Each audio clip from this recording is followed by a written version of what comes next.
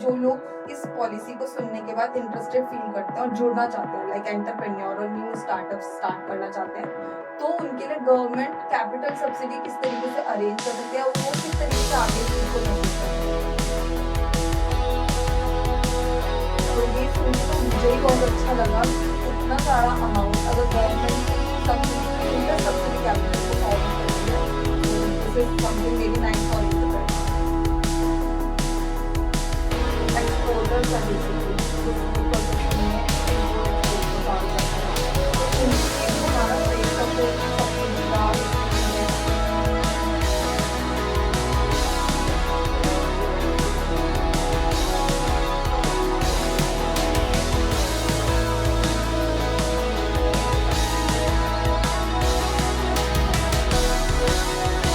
आप उत्तर प्रदेश में एक फूड प्रोसेसिंग यूनिट लगाना चाहते हैं, mango processing, potato processing, player manufacturing, cold storage, warehouses, pack houses, frozen food या export oriented agri business.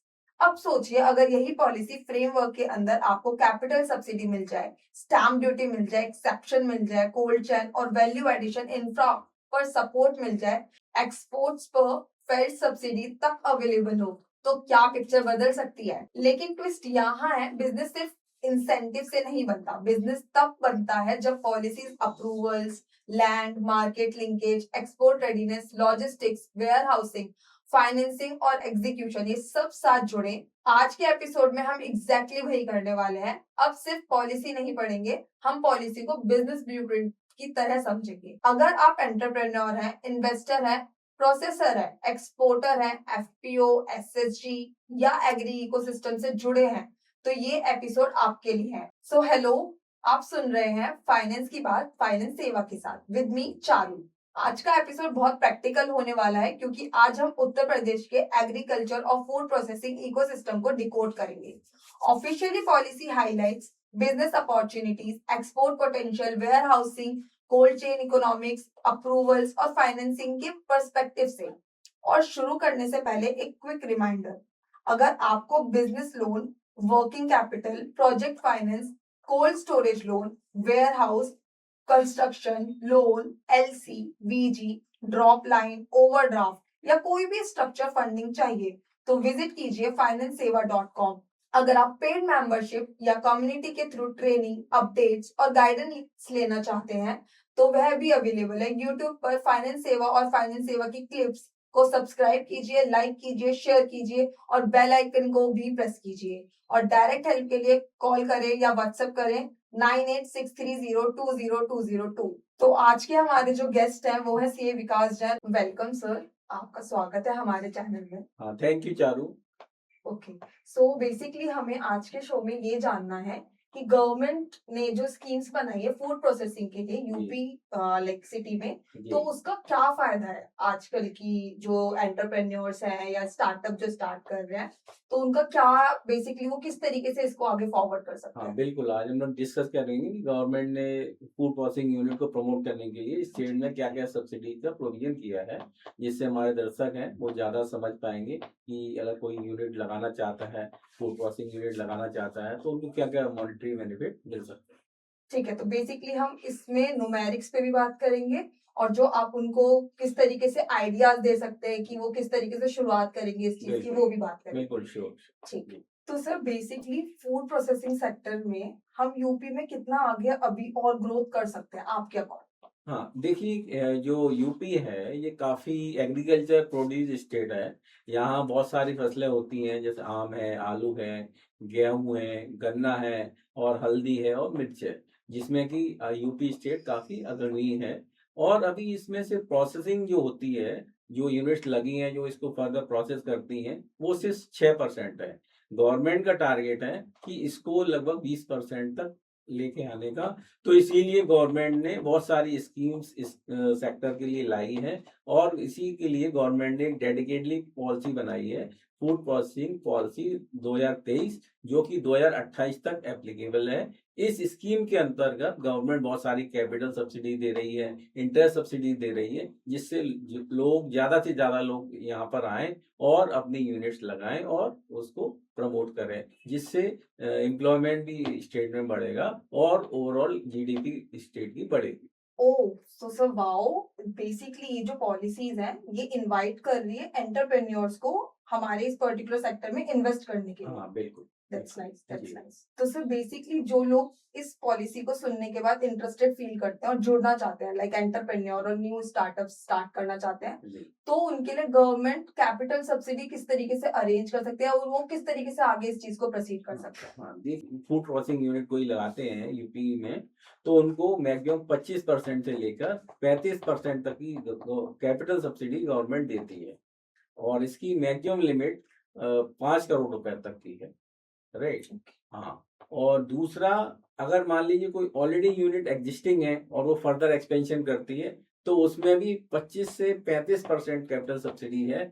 Maximum amount 1 crore रुपए तक का हो सकता है, राइट। इसको एक एग्जाम्पल से समझते हैं कि मान लीजिए कोई 10 करोड़ की टोटल उनकी प्रोजेक्ट कॉस्ट आती है नया यूनिट सेटअप करने के लिए, तो गवर्नमेंट इसमें 35% तक सब्सिडी दे रही है, यानी मतलब 3.5 करोड़ रुपए तक का उनको ग्रांट मिल सकता है। मैक्सिमम 5 करोड़ रुपए तक है। तो इससे क्या है कि उनकी ओवरऑल प्रोजेक्ट कॉस्ट तो 10 करोड़ आ रही है और उसमें गवर्नमेंट 3.5 करोड़ रुपए वापस कर रही है, तो एक्चुअल में जो इन्वेस्टमेंट हुई वो सिर्फ 6.5 करोड़ रुपए की हुई। तो जो नए एंटरप्रेन्योर्स हैं उनके लिए काफी अच्छी स्कीम है, काफी अच्छे बेनिफिट्स हैं इस स्कीम में, जिससे कि नए लोग इसमें आकर और अपने बिजनेस को ग्रो कर सकते हैं। जी। तो बेसिकली जो आपने एक्सप्लेन किया है उससे मुझे जो समझ में आया और जो हमारी ऑडियंस कनेक्ट कर पाएगी, तो हम मैक्सिमम 5 करोड़ की कैपिटल सब्सिडी ले सकते हैं गवर्नमेंट साइड से। हाँ बिल्कुल। तो बेसिकली सर हर एक पर्सन को एक पर्टिकुलर एस्पेक्ट्स पे प्रॉब्लम आती है इंटरेस्ट पे आउट करने में, तो क्या UP government in new entrepreneurs की हेल्प करेगी? हाँ बिल्कुल। जो लोग इसमें यूनिट लगाते हैं और उनका स्टेटस अगर वो माइक्रो यूनिट है या स्मॉल यूनिट है, तो उनका 5 साल तक का जो भी इंटरेस्ट है वो गवर्नमेंट पे करेगी, जिसका मैक्सिमम लिमिट 50 लाख रुपए इंटरेस्ट पर ईयर है। मैक्सिमम 5 साल के लिए गवर्नमेंट उस इंटरेस्ट को रिम्बर्स करेगी। यदि यूनिट मीडियम और लार्ज कॉर्पोरेट है और वो यूनिट कोई लगाती है, तो उस केस में 7% तक का इंटरेस्ट सबवेंशन गवर्नमेंट देती है, और इसमें मैक्सिमम अमाउंट 50 लाख रुपए पर ईयर तक हो सकता है। मैक्सिमम जो टेन्योर है 5 साल तक इसका बेनिफिट गवर्नमेंट देती है। इसको 2 एग्जाम्पल से समझते हैं।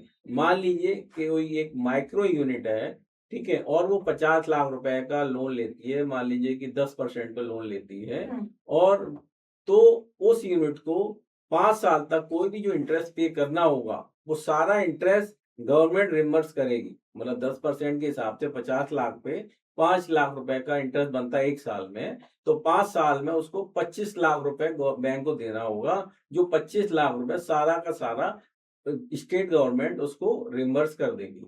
अगर मान लीजिए यूनिट कोई मीडियम इंटरप्राइजेज है और वो मान लीजिए 10 करोड़ रुपए का लोन लेके कोई यूनिट लगाती है, तो उसमें उसको 7% का रिम्बर्समेंट मिलेगा स्टेट गवर्नमेंट से। मैक्सिमम अमाउंट हर साल 50 लाख रुपए का हो सकता है, और ये जो इंटरेस्ट रिम्बर्समेंट मिलेगा ये 5 साल तक के लिए मिलेगा।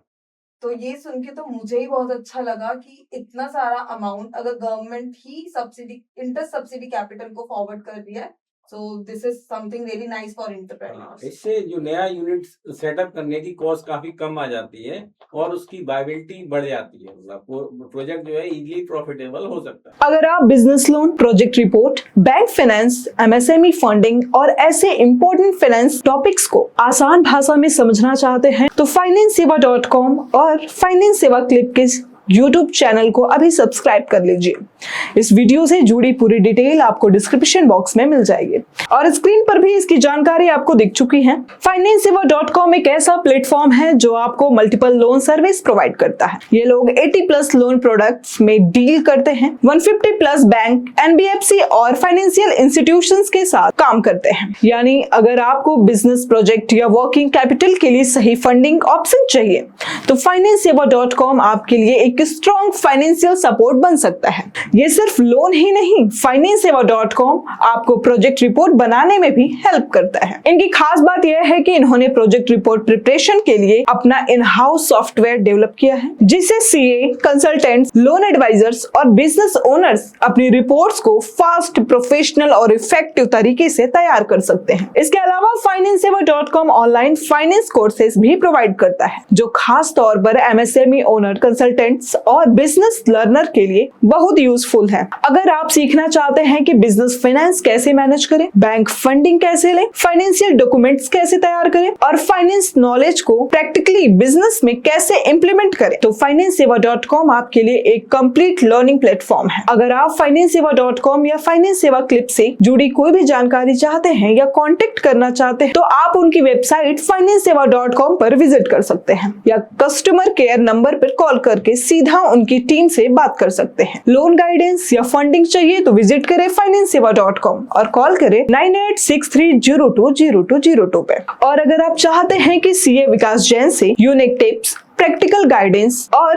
पर्सनल कंसल्टेशन, तो FinanceSeva.com के चैनल के पेड मेंबरशिप जरूर ज्वाइन करें। तो अगर आप चाहते हैं कि आपको फाइनेंस, लोन, प्रोजेक्ट रिपोर्ट्स और बिजनेस फंडिंग की सही और प्रैक्टिकल नॉलेज मिलती रहे, तो लाइक करें, सब्सक्राइब करें और शेयर करना बिल्कुल मत भूलिए। और अगर आप ये फुल वीडियो देखना चाहते हैं तो अभी जाकर डिस्क्रिप्शन बॉक्स में दिए गए लिंक पर क्लिक करें। फाइनेंस की टेंशन को बोलो बाय बाय। आज ही जुड़े FinanceSeva.com के साथ।